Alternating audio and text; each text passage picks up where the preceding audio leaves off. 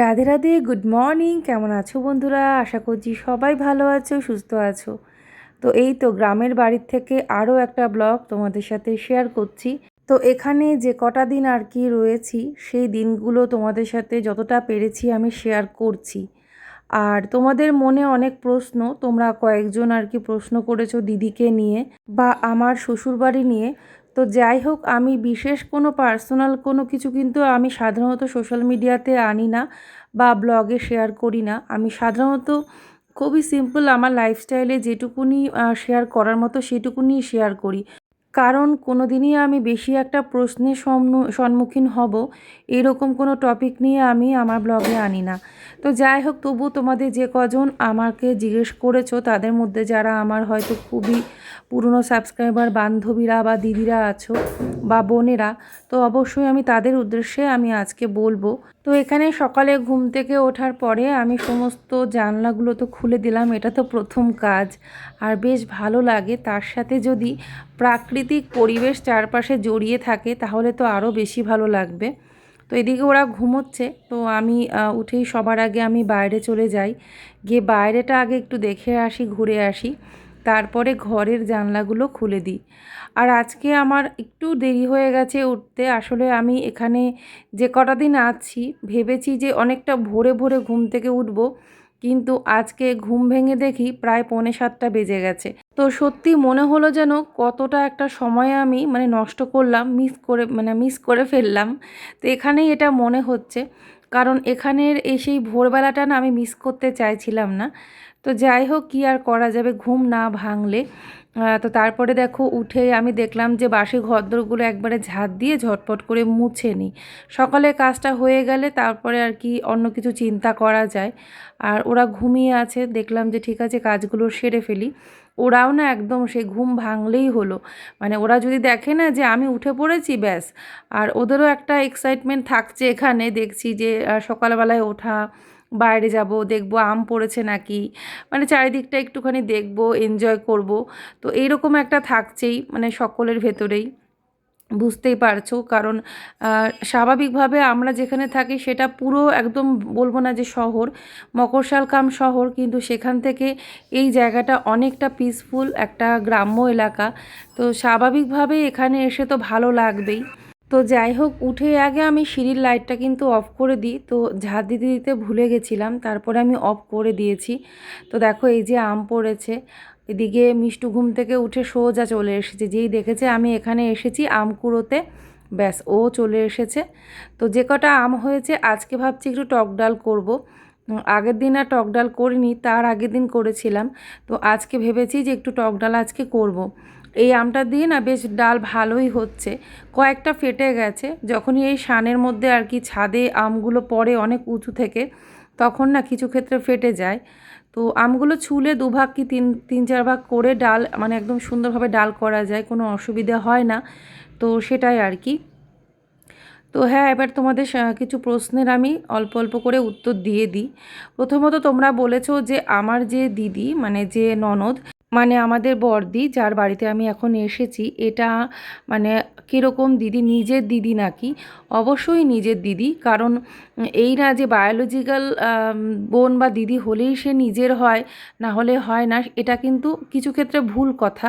তো যাই হোক, আমার যে দিদি এটা হচ্ছে আমার হাজব্যান্ডের মাস্তুতো দিদি, কিন্তু ছোট থেকে একসাথে মানুষ হয়েছে, একদম ছোট্ট থেকে, বলতে পারো যখন আমার হাজব্যান্ড একদম ছোট্ট তখন থেকে এই দিদির সাথে একসাথেই বড় হয়েছে। 3 ভাই বোন একসাথে, ছোটদি, বড়দি আর আমার হাজব্যান্ড হচ্ছে সব থেকে ছোট। তো বুঝতেই পারছো এমনভাবে 3 ভাই বোন বড় হয়েছে, কেউ বলতেই পারবে না যে কোনটা মাসির মেয়ে, কোনটা নিজের মায়ের সন্তান। তো যাই হোক, সেইভাবেই কিন্তু আমার শাশুড়ি মাও 3 জনাকে বড় করেছে, যাতে কেউ বুঝতে পারবে না সাধারণত সেইভাবে না বললে।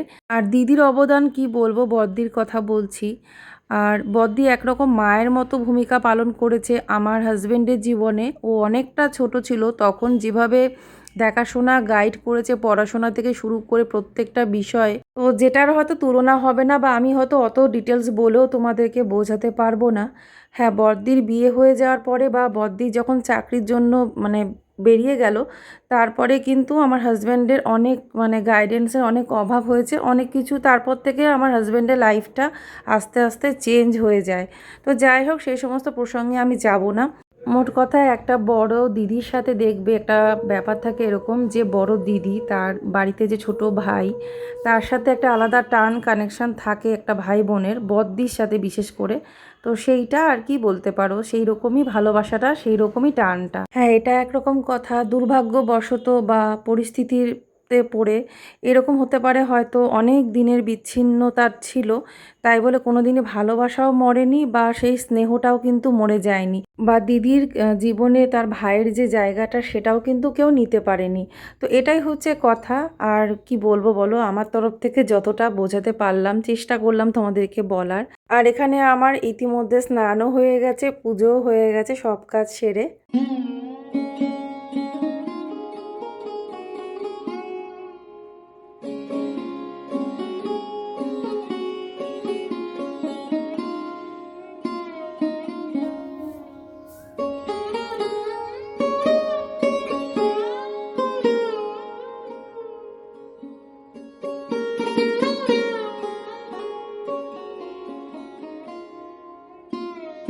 আজকে সকালে আমাদের ব্রেকফাস্ট পরোটা তরকারি মিষ্টি, কালকের মতোই। ভেবেছিলাম খাবার করে নেবো, কিন্তু জল দিয়ে যায়নি এখনও, সেই জন্য করতে পারিনি। তো এখানে বসে আমরা দুজনা এবারে খাবারটা খেয়ে নিলাম, নিয়ে এবার টুকটাক বাসনগুলো এখান থেকে মেজে নিচ্ছি। আর তো যাই হোক, তোমাদেরকে যতটুকু পারলাম কিন্তু আজকের ভিডিওতে বলেছি। আবার এটাও কয়েকবার জিজ্ঞেস করেছো যে আমার শাশুড়ি মা তাহলে কোথায়। তো এটা যেহেতু মাসি শাশুড়ি বাড়ি, তো স্বাভাবিকভাবে এখানে তো শাশুড়ি মা থাকবে না, শাশুড়ি মা শাশুড়ি মার বাড়িতেই থাকবে, যেটা হচ্ছে মানে যেটা ওনার জায়গা, তাই না? তো যাই হোক, ওনার কথা আমি আর কি বলবো। শাশুড়ি মার জীবনে প্রচুর কষ্ট করেছে, প্রচুর স্ট্রাগল করেছে। উনি যেহেতু চাকরি করতেন, সব কিছু একা হাতে সামলানো, বাচ্চাদেরকে মানুষ করা, তো ওনার জীবনটাও প্রচুর কষ্টের মধ্যে দিয়ে কিন্তু গেছে।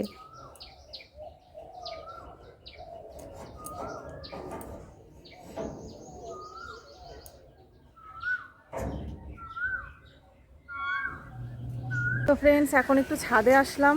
কি করব, এখন রান্না করতে পারছি না, মানে এখন রান্না যে করব সেই জলটা নেই। দেখো পেছন দিকে কি সুন্দর বাঁশবাগান না, কি ভালো লাগছে। পাখি ডেকেই যায় সারাদিন, সকালবেলার দিকে তো অবশ্যই ডাকে, সারাদিন পাখি ডেকে যাচ্ছে। এখন অনেকটাই বেলা, এখন 11:30 প্রায় বেজে গেছে। তো আমি এখনও রান্না বসাতে পারিনি, মানে যে খাবারটা দুপুরের জন্য। কি ভালো লাগছে না? তো এইখান দিয়ে না ছাদে যাওয়া যায়, এই যে এইখানটা দিয়ে, এই যে ওই উপরটায় যাওয়া যায়। তো আমি এখন যাব না, কালকে একদম সকালবেলা ভাবছি একটু যাব উপরটায়, আজকে এখন আর যাব না। তো এখন আর কি আমি ওয়েট করছি, কারণ চাল ভিজিয়ে রেখেছি, ডাল ভিজিয়ে রেখেছি, রান্নাটা করতে হবে। তো রান্নাটা আজকে অনেক লেট হয়ে যাচ্ছে, কারণ হচ্ছে জলের জন্য, জলটা দিয়ে যায়নি আজকে। তো এখন এই জল আনতে গেছে, জলটা নিয়ে আসলে তারপরে রান্না করব। হচ্ছে আমি কথা বলছি বলে মনে হয় বেশি করে সেই ঝগড়া করছে। তো ভালো লাগছে এখানে, বেশ মিষ্টু গোপাল না যেতেই চাইছে না, ওরা বলছে যে তো আরও কদিন থাকবে। তো দেখি, তো ওদের তো সেই স্কুল শুরু হয়ে গেলে তো ওদের তো আর কোনো ছুটি নেই। তো ওদের যদি ভালো লাগে থাকি আর দুদিন, দেখি কি করি, এখনও বুঝতে পারছি না। আর কোথাও সেরকম কোথাও যাইও নি ঘুরতে, দিদি অনেক জায়গার কথা বলে দিয়েছে, মানে ডেসক্রিপশান দিয়ে দিয়েছে কোথায় কোথায় যাব, কীরকম কীরকম কী আছে, ওদের ভালো লাগবে আমার ভালো লাগবে, তো সেগুলো বলে দিয়েছে নিয়ে যাওয়ার জন্য। দুপুরবেলার দিকে না খাওয়া দাওয়া পর্যন্ত কোথাও বেরোনো যায় না, আর তো সেই বেরোনো যায় না বলে, আর রোদ ছিল, মেনু হচ্ছে রোদের মধ্যে বেরোনো যায় না। না, তোমরা পাখির ডাকি শোনো, আমার কথা শুনতে হবে না।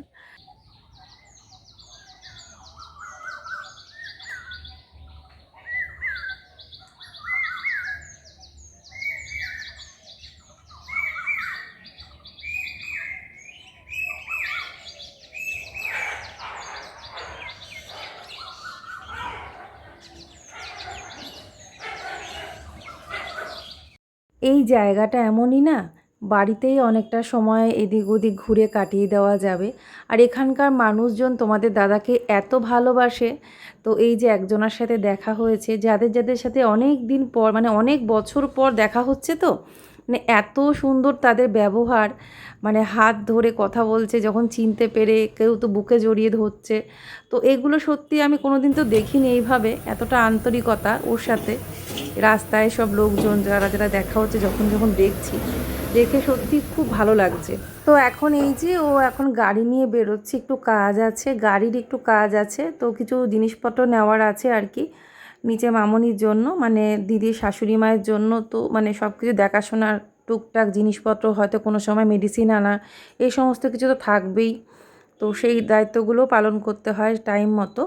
তো ওই আর কি ও এখন বেরোচ্ছে, তারপরে চলে আসবে। আমি বলেছি যে বেশি দেরি করো না, খাওয়া দাওয়াটা না হলে লেট হয়ে যাবে। তো আর এই জায়গাটা দেখতে পাচ্ছ কি নোংরা, পাতা পড়ে কি অবস্থা হয়েছে এই গেটটা। তো ও তো বাগান পরিষ্কার করার জন্য, এই সমস্ত কিছু পরিষ্কার করানোর জন্য লোককে বলে রেখেছে। সেই লোকের মানে আসার কথা, কিন্তু সে আসেনি। এর পরের দিন যদি না আসে, হয়তো ও নিজেই কাজে লেগে পড়বে, সেটা তোমরা ভিডিওতে দেখতে পাবে। ও ও আবার বেশিক্ষণ ওয়েট করতে পারে না।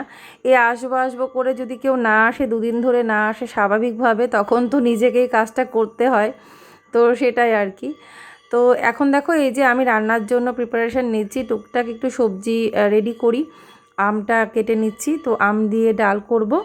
আর কি কি রান্না করব দেখি। আজকে শুধু একটাই খারাপ লাগলো, যে আজকে ভেবেছিলাম যে নিচে মামনির জন্য একটু তরকারি দেব, মানে দিদির শাশুড়ি মায়ের জন্য। উনি তো সব কিছু খেতে পারেন না, তো ভেবেছিলাম শুক্তো মতো একটু বানাবো, সেটা দেব। কিন্তু এমনই কপাল, আজকে আমার ওই জলের জন্য রান্নার এতটাই লেট হয়ে গেল, তো আমি আর দিতে পারলাম না। আমার যখন রান্না হলো ততক্ষণে ওনার খাওয়া দাওয়া হয়ে গেছিলো। তো পরের দিন আবার আমি দিয়েছিলাম, পরের দিন শুক্তো বানিয়েছিলাম, তখন দিয়েছিলাম। আজকে ওই জন্য আর শুক্তো টাইপের কিছু করিনি, এমনি যা তরকারি করেছিলাম সেটা দিতে পারতাম। কিন্তু ওই যে এতটাই লেট হয়েছে, আজকে আমার রান্নাবান্না কমপ্লিট হতে অনেক বেলা হয়ে গেছিলো। কি আর করা যাবে, আজকে এরকম জলের ক্রাইসিসের জন্য এরকম হলো। তার মাঝখানে আবার ইলেকট্রিকও ডিস্টার্ব করেছে, মানে ইলেকট্রিকও আপ ডাউন করছিল। আর আমি তো ইলেকট্রিক ইন্ডাকশান হিটারে রান্না করছি, স্বাভাবিকভাবে ইলেকট্রিক না থাকলে তো রান্নার প্রবলেম হবেই। নিচে গ্যাস ছিল, ওটা আর কি গ্যাস স্টোভ আর কি, কিন্তু আমি আর নিচে গিয়ে কিছু করিনি, ওই কারেন্টের অপেক্ষায় ছিলাম। মাঝখানে মাঝখানে গ্যাপ দিয়ে দিয়ে ওই রান্নাটা আর কি হয়েছে, সেজন্য অনেকটা বেলা হয়ে গেছিলো আর কি। তো এই যে ডাটাগুলো দেখতে পাচ্ছ, এই ডাটাগুলো যেন তো এখানকার গাছের ডাটা, ওকে একজনা দিয়েছে, ওরই চেনাশোনা একজন বন্ধু, সেই ডাটাগুলো দিয়েছে, গাছের ডাটা ছিঁড়ে দিয়েছে। তো বেশ ভালো লাগে এরকম কিছু, দেখবে রান্নাবান্না করতে টাটকা টাটকা জিনিস। ডাটা দিয়ে, কুমড়ো দিয়ে, আলু দিয়ে আমি একটা তরকারি করেছি। শুধু আমি পনিরগুলো ভেজে আলাদা তরকারি করব ভেবেছিলাম, কিন্তু এমন দেরি হয়ে গেল, আমি আর আলাদা তরকারি করার সময় পাইনি। এই তরকারির এই ঝোলটা, মানে এই রসটার মধ্যেই আমি পনির দিয়ে দিয়েছিলাম।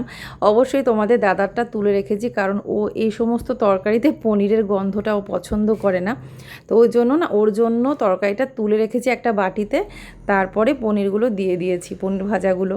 খারাপ লাগেনি, আমাদের তো খুব ভালোই লেগেছে, কিন্তু ও যেহেতু পনিরটা পছন্দ করে না, এই যে ওর জন্য আলাদা করে তুলে রেখেছি।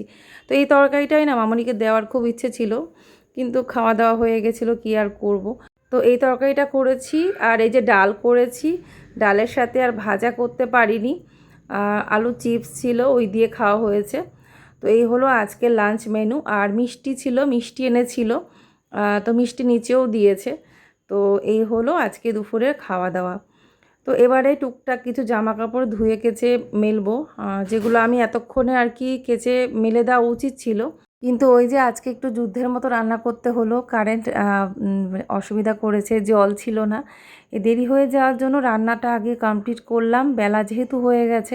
এখন এই যেগুলো আর কি শুকিয়ে গেছে, সকালে দিয়েছিলাম, সেগুলো তুলে নিয়ে এবার এই ভেজাগুলো, মানে মাঝখানে ওরা স্নান করেছে লেট করে, ওদেরকে একটু দেরি করে স্নান করিয়েছি, ওদের জামা কাপড়গুলোই এখন আর কি মেলে দিচ্ছি। আর এখানে একটা দড়ি লাগিয়ে নিয়েছি, কোথাও না জামা কাপড় মেলার মতো মানে কোনো দড়ি ছিল না, যে কোথায় যে মেলবো। গ্রিলে গুজে গুজে কি আর অত শুকনো যায়। তো সেই জন্য একটা দড়ি মোটামুটি লাগিয়ে নিয়েছি, ওকে বললাম যে তুমি একটা দড়ি অন্তত ছাদে লাগিয়ে দাও। তো যাই হোক, ও লাগিয়ে দিয়েছে দড়ি, সেটা পরে লাগিয়ে দিয়েছে, পরের দিন সেগুলোতে আবার মেলতে পেরেছি। এই যে এখন খাওয়া দাওয়া দেখো হচ্ছে, আর চিপস বলেছিলাম না, চিপস না, এটা হচ্ছে বাদামগুলোকে কীরকম ক্রাঞ্চি করে ছোট ছোট পকোড়ার মতো ভাজা। এইটা আমি যেহেতু ওই মোড় থেকে এনেছিলাম কয়েকটা প্যাকেট চানাচুর এটা সেটা, তার মধ্যে এই একটা প্যাকেট বেরিয়েছে, তো এটা দিয়ে একটু ডাল দিয়ে খাওয়া হলো, কয়েকটা দিয়েছি পাতে, আমিও খেয়েছি, বেশ ভালোই খেতে।